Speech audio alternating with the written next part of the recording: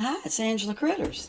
Well, I've got some leftover vegetable soup that I made yesterday, and my husband's not a big fan of leftovers. So I learned this from my grandmother. She did this during the Depression. So I'm turning it into a pot pie.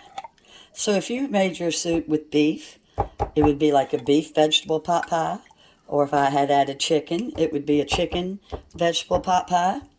But instead, this is just going to be plain old vegetable because that's what I made. So I'm adding some cream of chicken soup with a little bit more broth.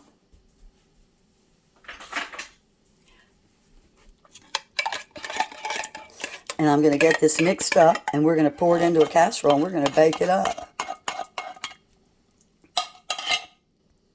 1 can of soup seems to be just the right amount for my leftover soup.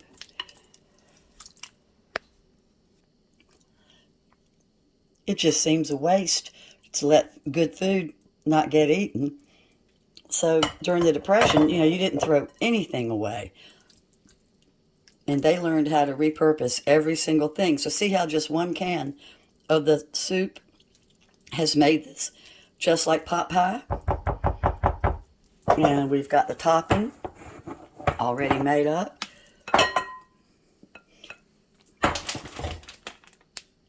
I'm adding a little bit of cheese to my topping just to shake things up. So I just did my basic Bisquick topping and threw in some cheddar cheese, and it's going in at 3. It is out of the oven. The whole house smells delicious. And doesn't it look good? Next time you've got some leftover soup, why don't you make a pot pie out of it? I think you'll be real happy, and that way your family won't think they're eating leftovers. Thanks so much for watching. Bye-bye.